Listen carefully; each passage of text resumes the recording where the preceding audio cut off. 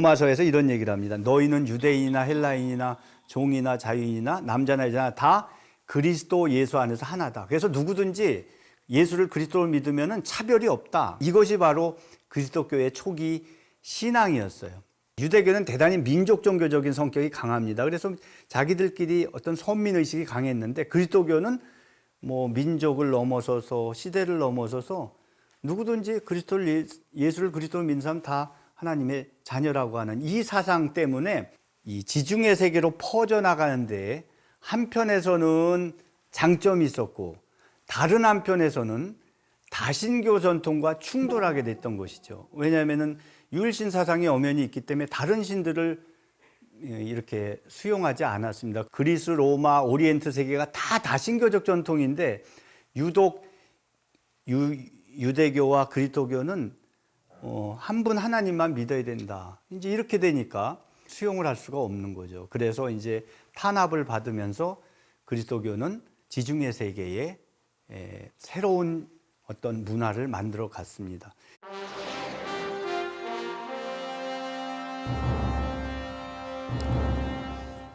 안녕하세요. 서울대학교 역사교육과 김덕수입니다. 인류 역사가 시작된 이래 동서고금을 막론하고 종교는 인간의 삶에 큰 영향을 끼쳤습니다. 고대로 갈수록 사실 더욱더 그러합니다. 특히 기원전 3000년경 오리엔트 문명 이후 그리스 로마 문명권에 이르기까지 초인간적인 신들의 존재를 믿는 다신교적 전통이 우세했습니다. 영어로는 폴리세이즘이라고 부르는데요. 여기서 폴리라는 말은 많다는 뜻이고 세이즘에서는 테오스, 그리스어로 신이라는 뜻입니다. 그래서 많은 신들이 존재하고 인간사에 신들이 관여한다는 생각이 되겠습니다. 자연세계, 자연현상 또는 농업, 상업, 수공업 생산 등 여러 생산활동, 직업활동에 다 신들이 관여한다고 생각했어요. 그리고 또 문학작품, 또 심지어 스포츠 등에도 다 신성이 다 깃들어져 있다. 그렇게 생각했습니다.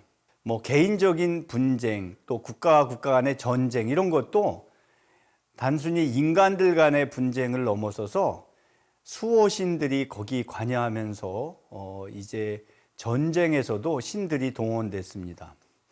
로마인들은 이렇게 많은 신들을 믿다 보니까 신들과의 관계가 중요하다 생각을 해서 팍스 데오룸, 신들의 평화 또는 신들과의 평화가 인간의 행복에 아주 중요하다고 또 생각을 했습니다.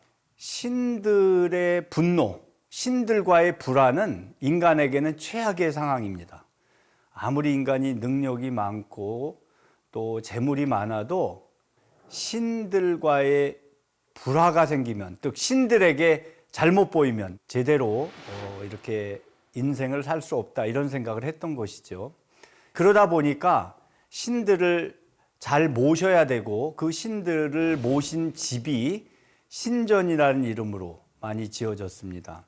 그리고 신전에 신들의 상을 안치하고 정기적으로 제사를 지냄으로써 개인이나 또는 그 어떤 공동체, 더 큰 규모에서는 국가가 평안해진다 이런 생각을 했던 것입니다. 로마 종교는요, 사실 또 그 특징이 의식 중심의 종교였습니다. 즉 어떤 제사나 제례 형식이 중요했어요. 그러다 보니까 이제 로마 종교는 어떤 도덕적 가르침이나 신념 체계가 아니었습니다. 대개 이제 우리가 그 세계 종교들을 보면은 뭐 불교도 그렇고요, 뭐 유교도 그렇고, 뭐 그리스도교도 그렇고, 이슬람교도 그렇고, 대개 그 잘 살도록 도덕적 삶을 살도록 이렇게 권장을 합니다. 그런데 로마 종교에서 신들은 뭐 여러분 그리스 로마 신화에 보면 아시듯이 신들이 어찌 보면은 그렇게 윤리적이지가 않습니다. 뭐 여러분 저 그리스 신화에서 제우스, 이제 로마에서는 유피테르라고 그랬는데요. 뭐 아시죠? 얼마나 바람을 많이 피웁니까? 뭐 여신들하고의 스캔들은 말할 것도 없고 또 뭐 요정들, 예쁜 또 뭐 여자들하고 이렇게 스캔들 많이 일으켜가지고 뭐 거기서 누가 태어나고 아주 복잡하잖아요. 거기다가 또 헤라, 이제 원래 그 제우스의 뭐 부인이죠. 헤라 신도 또 자꾸 남편 제우스가 바람을 피니까 얼마나 또 질투가 많습니까? 뭐 간통도 많습니다. 또 복수하고. 그래서 이 그리스 로마 신들이라는 게 윤리적이지 않으니까 사람들에게 그런 면에서의 감흥은 별로 안 주는 것이죠. 자, 이런 상황에서 이제 그리스도교가 로마로 들어오게 된 것입니다.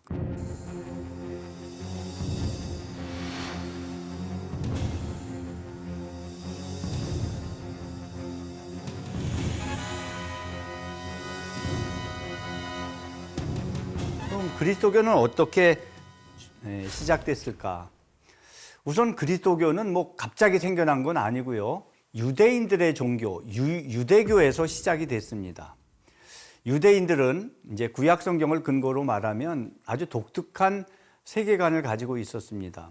원래 인간이 신의 피조물이다. 그래서 이 세상에 존재한 모든 것은 하나님이 만든 거다. 이제 이게 가장 기본적인 구약 성경의 세계관입니다. 그리고 그런 가운데에서 이제 특별히 아브라함이라고 하는 사람을 신이 택했다. 근데 그 아브라함이 바로 유대인들의 조상입니다. 그래서 이제 아브라함 이후로 쭉 그 유대인들은 아주 독특한 그런 세계관을 갖게 된 것이죠. 아브라함이 이제 그 메소포타미아를 남쪽에서 북쪽으로 올라갔다가 오늘날 시리아, 팔레스타인 땅으로 내려왔고, 그의 이 손자인 요셉이 이집트에 팔려가고 거기서 고난 끝에 뭐 총리 대신이 되고, 그리고 그 형제들은 이집트에 가서 정착을 하고, 그래서 이집트에서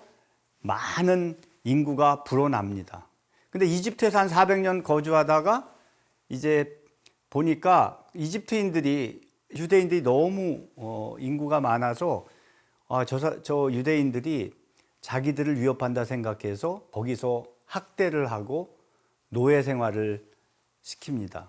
바로 그 이집트에 있던 또는 유대인들이 바로 히브리인들이 이제 모세가 지도자가 돼서 그곳을 나와서 다시 팔레스타인으로 오는 과정이 이제 구약 성경의 두 번째 책인 출애굽기. 애굽이란 말이 원래 이집트라는 뜻인데요. 이집트 탈출기라는 뜻입니다. 이 가나안 땅에 와서 이제 이스라엘 사람들 또는 히브리인들은 왕국을 건설해서 번영을 합니다. 특히 솔로몬 왕국은 대단히 유명해서 지금 팔레스타인을 중심으로 해서 아주 주변 지역을 강력하게 통치하는 그런 왕국이 됐는데, 솔로몬이 죽은 다음에 그 나라가 분열이 돼가지고 북쪽의 이스라엘하고 남쪽 유다가 이렇게 갈라집니다.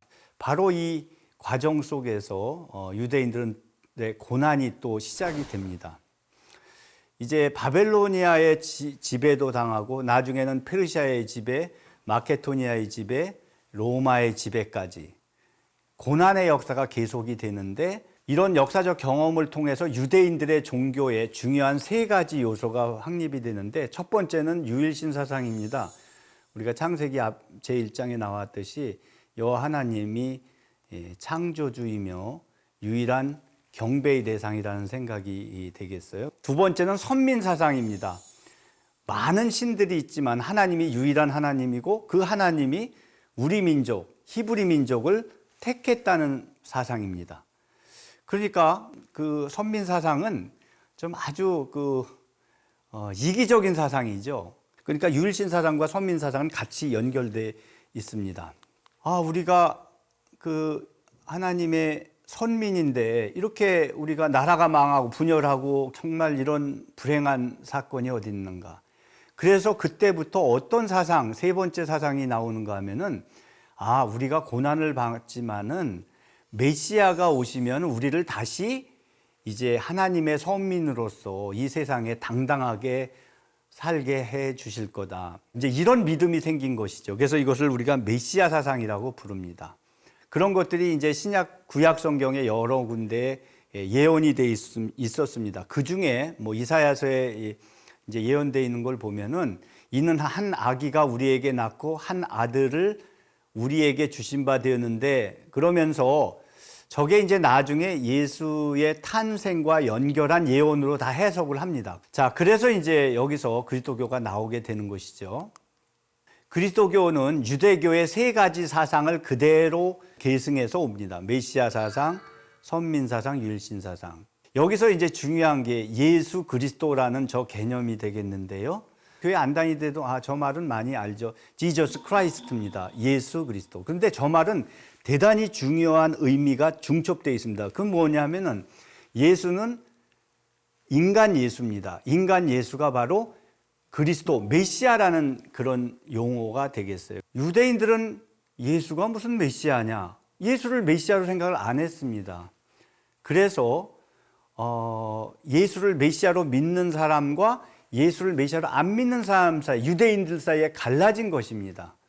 그래서 이제 유대인들이 예수를 십자가에 못 박고 죽이고 그랬던 것이죠. 그래서 어쨌든 예수를 그리스도로 믿는 것이 바로 이 그리스도교의 탄생입니다. 예수께서 3년 동안 제자들을 가르쳤는데 초기에는 많은 기적도 행했다고 되어 있습니다. 예수님의 관심은 어디에 있었는가 하면은 내가 기적 일으키는 그런 무슨 그 마술사, 그게 아니고, 그만큼 이제 예수님은 사람들에게 자기가 메시아인 것을 알려주고 싶었는데, 사람들은 예수가 메시아라고까지는 생각을 안 했어요. 예수님이 결국 십자가에 이렇게 못 박혀 죽을 때에 많은 사람들이 이런 얘기를 했습니다. 야, 네가 그리스도이면은 한번 너 자신을 구원해봐라. 이 십자가의 강도가 둘이 같이 매달렸는데 그 옆에 있는 사람도 비방하면서 네가 그리스도가 아니냐, 너와 우리를 구원하라, 이렇게 조롱을 했습니다.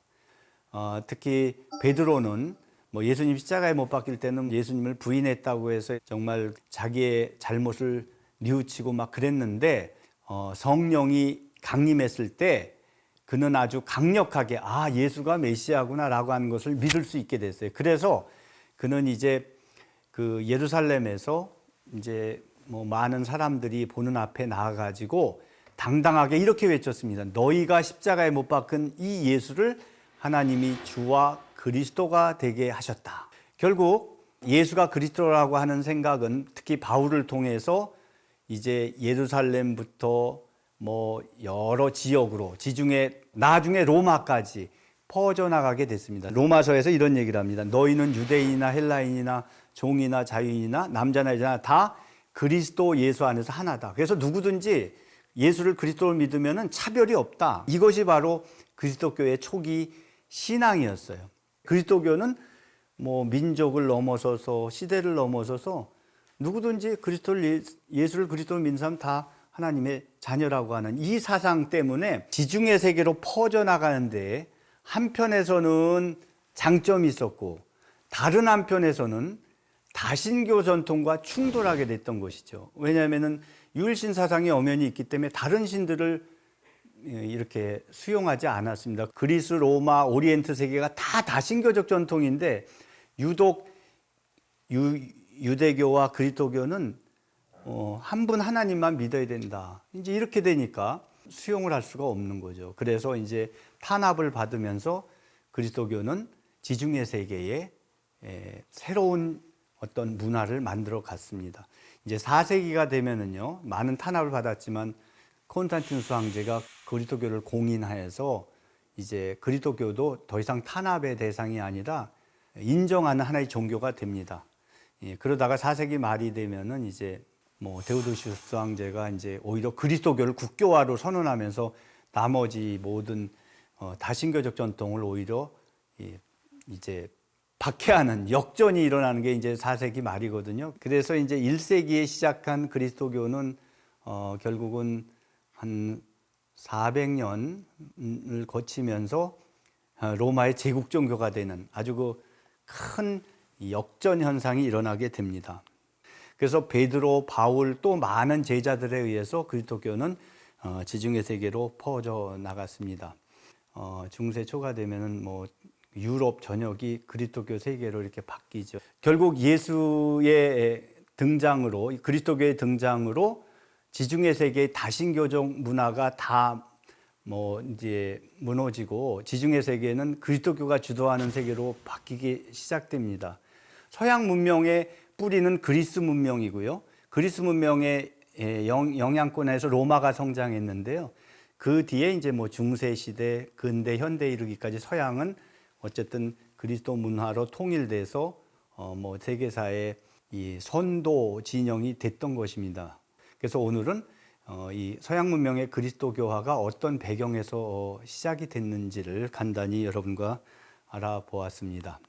다음 시간에는 이제 로마의 평화, 1, 2세기 팍스 로마나가 어떻게 무너지고 3세기에 특히 위기에 직면했는가, 또 그 3세기 위기를 이제 극복하는 과정에서 디오클레티아누스 황제가 어떻게 개혁을 했고 그것이 이후 로마 역사에 영향을 주었는가 하는 것들을 공부하도록 하겠습니다. 경청해 주셔서 감사합니다.